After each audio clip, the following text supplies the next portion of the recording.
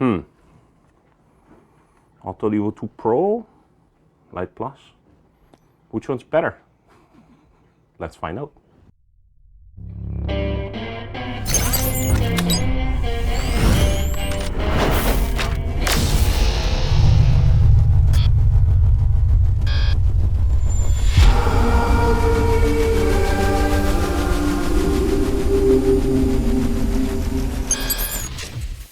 Hello everybody, welcome back to my channel. I appreciate you guys coming by. If this is the first time to my channel, please don't forget, like, subscribe, hit the bell. Also, there's now a super thanks button in the bottom if you really appreciate my work over here and you want to support me. All the money raised on this is going back into this channel. None of that is used privately at all. Autel Evo2 Pro versus Lite Plus. The question has been raising by many, which one should I buy and which one is better? Well, I'm gonna touch some of these subjects today for you guys over here and try to help make your guys' decision a little bit easier to determine which one is good for your needs, which one is the one that you really want. If we look at firmware at the time of this video, the Autel Evo2 Pro at this time, the firmware version for the V1 is 2.7.35, while for the V2 it's 2.3.13. While for the firmware version on the Lite Plus, on the other hand, at this point is 1.3.27.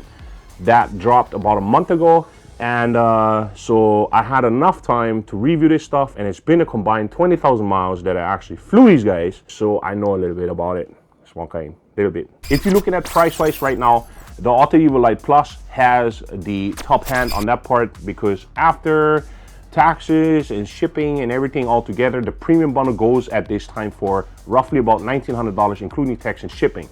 While the Autel Evo2 Pro, if you can find one brand new in the Fly More Rugged Bundle kit, it's still gonna run you around $2,400. I've seen it as high as $2,700.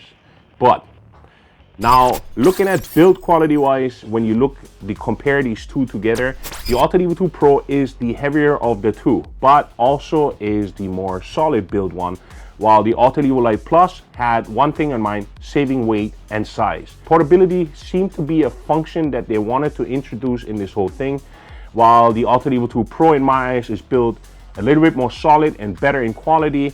While the controller, on the other hand, sucks because it was actually a revamp of the Autel Evo 1. So they just reused it and threw new guts in it. While the Autel Evo Lite Plus, on the other hand, the controller is one of the best controllers that I've ever used and that ever handled in my hands. It feels like the Parrot Anafi controller, just not that it's plastic, it's a little bit more solid. I've seen on groups though, on the other hand, that right here on those rims right here, when you look at this part right here, these clips right here, it seems to be that on some of the versions comes off or comes loose or has like a clipping in it.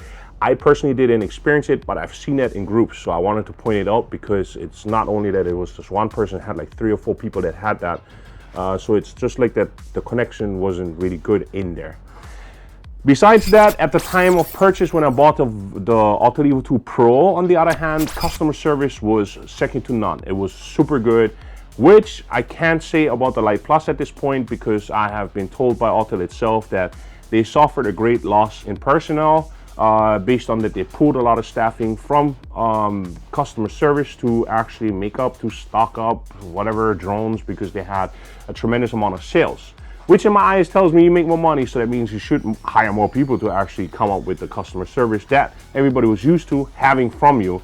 But apparently that's not the case at this time, and it saddens me to say that the service at this point apparently has been taking a big dive. So it's nothing more or less than any other drone company out there, which will be hard to get in touch of because these guys are all still made in China. So that means you gotta somehow go around the globe and get somebody in China, while Autel still has representatives here in the United States, and I believe DJI has too.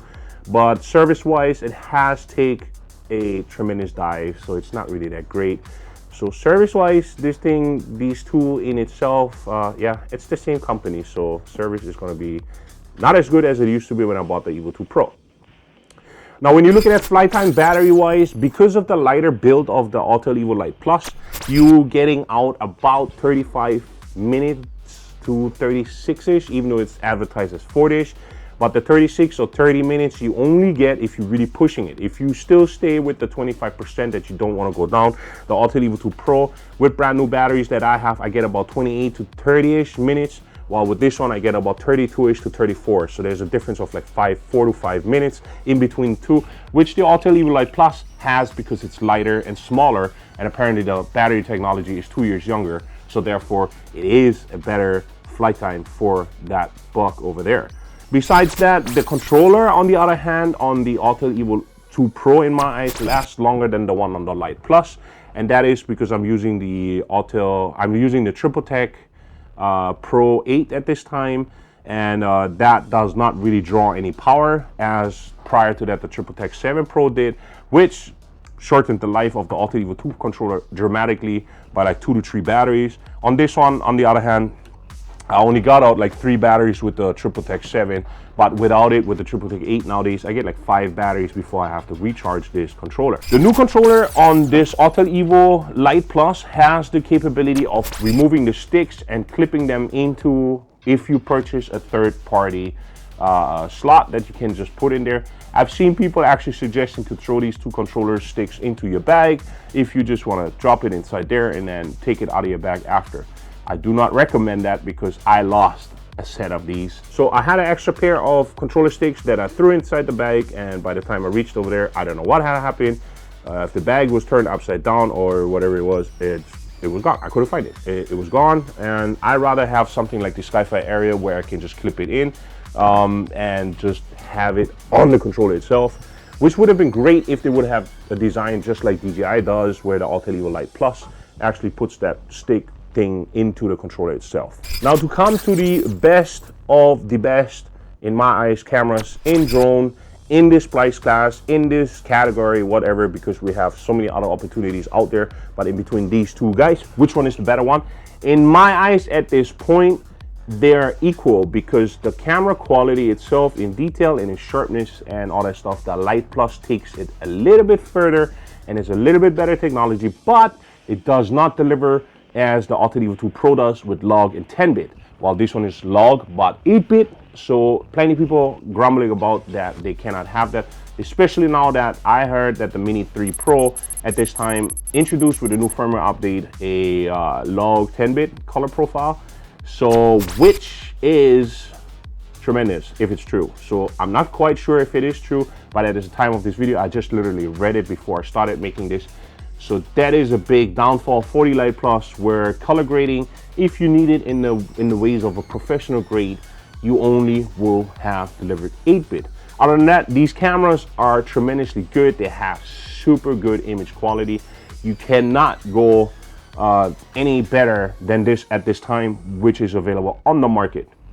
Now, which brings me to certain functionalities. While quick shots on the Sky app for the Autel Evo Lite Plus gives you a few of those extra shots that you can use, like fade and the flick and rocket and all those fancy things that you usually, if you're a bad pilot or a lazy pilot, then you probably gonna use the quick shots to just get it done real quick, or for whatever else reason that you really want to use it. I barely use quick shots because I usually shoot my subject manually. Which brings me to the part of Hyperlapse.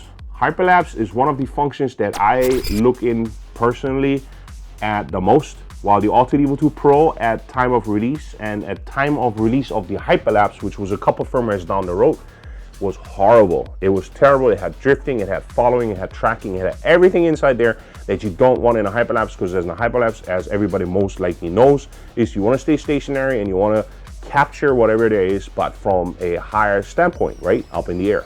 Now, with that being said, a few firmwares down the road, that Hyperlapse became super good. It's like one of the most solid Hyperlapse that I've ever had, and I did Hyperlapse with the Mavic 3, I did it with the Autel Evo 2 Pro, I did it with this one right here.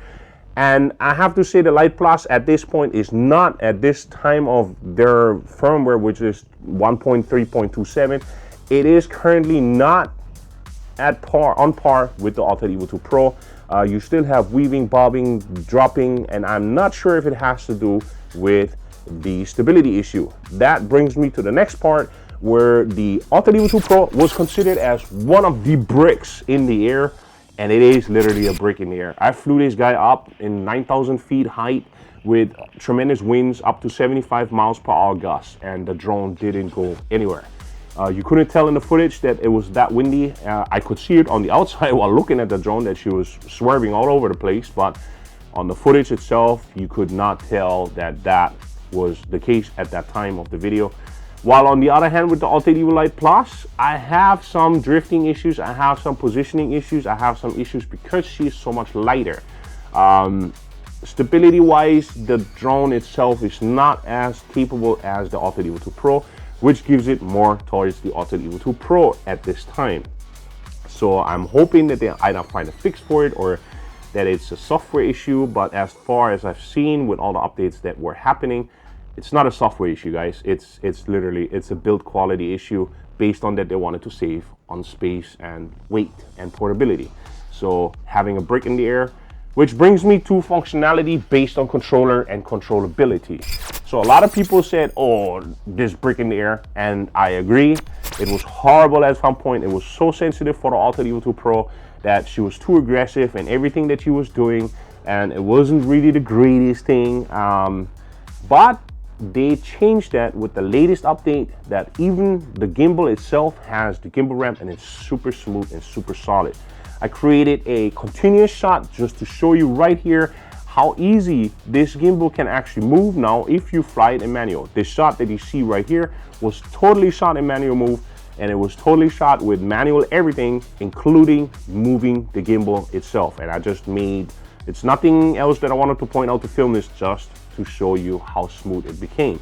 Why? Because the Autel Evo Lite Plus in the beginning of the first release, when it first came out, I totally loved it that it was so smooth and the gimbal was so smooth in comparison to my Autel Evo 2 Pro, which now was picked up since the latest update that they brought out. So that's another thing to debate about, because at first it was controllability and usability at that time, because plenty of people say that, oh, it doesn't fly like my DJI drone, it doesn't fly. It will never fly like any other drone. It is that drone, but it had a lot of ruggedy and very aggressive characteristics to it when you was flying it, which they have smoothened out nowadays with the new EXP settings and with the gimbal ramp that they sort of, or the smoothness of the gimbal that they added onto the stuff, which is awesome. I totally love it, and that's great. Now to get to the last point on this whole thing, which in this point is obstacle avoidance. Obstacle avoidance, if you do turn it on to help you, it's not that it's going to guarantee you that you're not going to crash. I tell you that, because there's such thing as power wires and water bodies and ghost branches and all kind of things that can end up in your drone, or that you bang with your drone, and the drone still going to crash because the sensor did not pick it up. But sensor wise, the Autel Evo 2 Pro has a better sensor system on board than the Autel Evo Lite Plus, because the Lite Plus only has forward and rear facing sensors, while the Evo 2 Pro has top, bottom, left, right, front, rear. Also still with a couple of those blind spots, but it is way better. Now let me get that straight though, on super bright days, you might run into problems where these top sensors itself get interfered with by the hot sunlight or the beaming sun right on top, which hasn't happened since the last update. I haven't had any of those happening to me, so they might have fixed that too with the update. But in the past, those were part of those things that actually came out with it. Now to get to the question, which one is better? In my eyes, at this point, still yet the Autel Evo 2 Pro in my eyes is best, because you get the best of both worlds. You get superiority in camera quality, in low light function, in broad daylight, if you add on the right ND filters, if you have the right setup. But you also get the 10-bit color log files, you get a tremendous flight time, you get stability like crazy, and you have so much potential in this drone to use it as a professional that I can't really say for the Lite Plus at this time, at the point of this video, which has the release version at this point 1.3.27. So as of this time, this is more like a hobby kind of drone. It is still a good drone, and it makes some amazing footage, and it has some great camera quality. It's just those little nicks and dings that I don't have with my Autel Evo 2 Pro, and stability wise and flight characteristic wise and all that stuff. There's just a few things that just take the edge on the Autel Evo 2 Pro. And like I said, combined, I banged out almost 20,000 miles with these guys already. And yeah, I can tell you that I like the Autel Evo2 Pro, still the best on the market at this time over the Lite Plus. So if this video was helpful to you, please don't forget, like, subscribe, hit the bell, and please leave a super thanks if you really think this was helpful for you to make a decision if you really want to buy an Autel drone at this point. So until then, please don't forget, be a nice human, make somebody else smile, and definitely, please pay it forward. Love you all. Aloha.